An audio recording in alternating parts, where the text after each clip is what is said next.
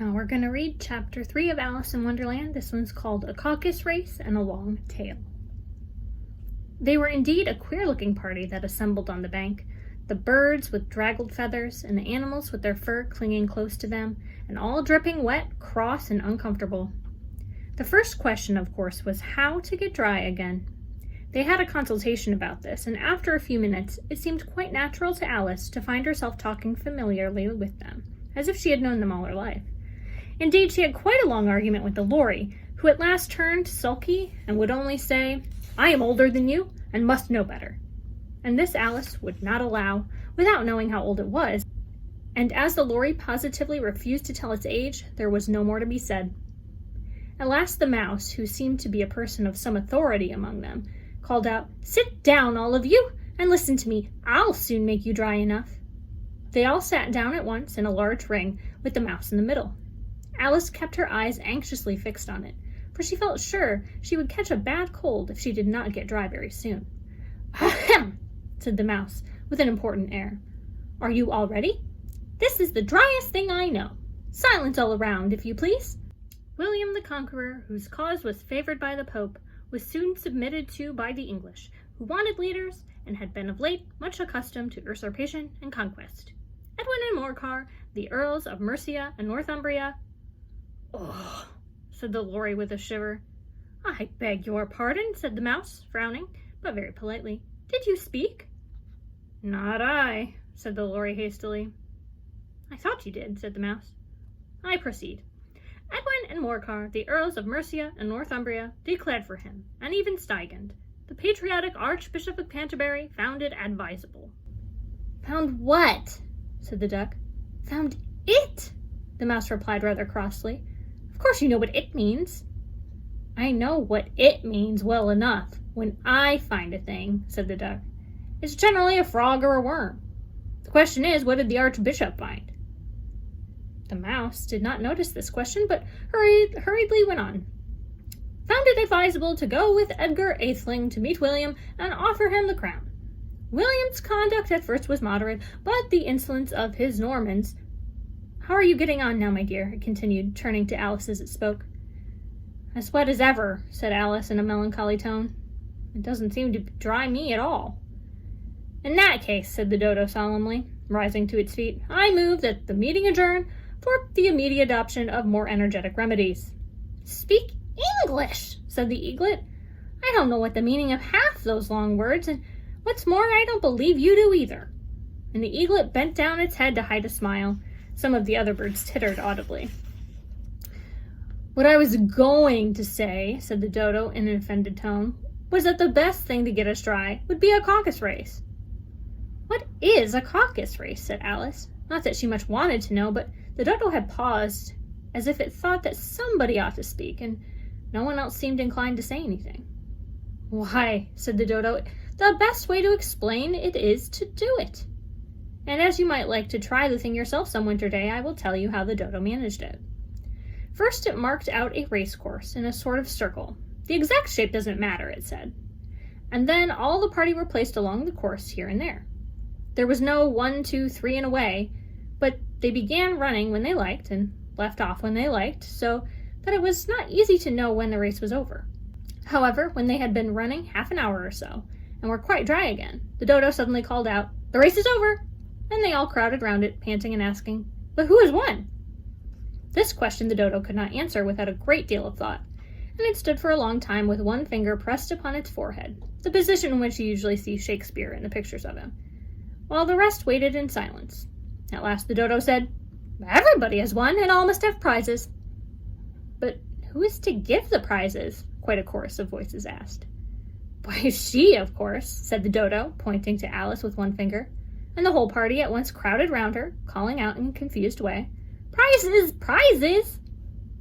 Alice had no idea what to do, and in despair she put her hand into her pocket and pulled out a box of comfits. Luckily the salt water had not gotten into it, and handed them round as prizes. There was exactly one apiece all around. "But she must have a prize herself, you know," said the Mouse. "Of course," said the Dodo replied very gravely. "What else have you got in your pocket?" he went on, turning to Alice. "Only a thimble," said Alice sadly. "Hand it over here," said the Dodo. Then they all crowded round her once more, while the dodo solemnly presented the thimble, saying, "We beg your acceptance of this elegant thimble." And when it had finished this short speech, they all cheered. Alice thought the whole thing was very absurd, but they all looked so grave that she did not dare to laugh. And as she could not think of anything to say, she simply bowed and took the thimble, looking as solemn as she could. The next thing was to eat the comfits. This caused some noise and confusion, as the large birds complained that they could not taste theirs, and the small ones choked and had to be patted on the back. However, it was over at last, and they sat down again in a ring and begged the mouse to tell them something more. "You promised to tell me your history, you know," said Alice. "And why it is you hate C and D," she added in a whisper, half afraid that it would be offended again. "Mine is a long and sad tale," said the mouse, turning to Alice and sighing. "It is a long tale, certainly," said Alice, looking down with wonder at the mouse's tail. "But why do you call it sad?" And she kept on puzzling about it while the mouse was speaking, so that her idea of the tale was something like this. "Fury said to a mouse that he met in the house, 'Let us both go to the law. I will prosecute you. Come, I'll take no denial. We must have a trial, for really this morning I've nothing to do.' Said the mouse to the cur, 'Such a trial, dear sir, with no jury or judge, would be wasting our breath.' 'I'll be judge, I'll be jury,' said cunning old Fury. 'I'll try the whole cause and condemn you to death.'" "You are not attending," said the mouse to Alice severely. "What are you thinking of?"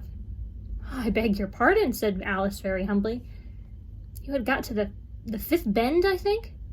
"I had not," cried the mouse sharply and very angrily. "I'm not," said Alice, always ready to make herself useful and looking anxiously about her. "Oh, do let me help to undo it." "I shall do nothing of the sort," said the mouse, getting up and walking away. "You insult me by talking such nonsense." "I didn't mean it," pleaded poor Alice. "But you're so easily offended, you know." The mouse only growled in reply. "Please come back and finish your story," Alice called after it, and the others all joined in chorus. "Yes, please do." But the mouse only shook its head impatiently and walked a little quicker. "What a pity it wouldn't stay," sighed the Lory, as soon as it was quite out of sight. And an old crab took the opportunity of saying to her daughter, "Ah, my dear, let this be a lesson to you never to lose your temper." "Hold your tongue, Ma," said the young crab, a little snappishly. "You're enough to try the patience of an oyster." "I wish I had our Dinah here, I know I do," said Alice aloud, addressing nobody in particular. "She'd soon fetch it back." "And who is Dinah, if I might venture to ask the question?" said the Lory. Alice replied eagerly, for she was always ready to talk about her pet. "Dinah's our cat, and she's such a capital one for catching mice you can't think. And oh, I wish you could see her after the birds. Why, she'll eat a little bird as soon as look at it." This speech caused a remarkable sensation among the party. Some of the birds hurried off at once. One old magpie began wrapping itself up very carefully, remarking, "I really must be getting home. The night air doesn't suit my throat."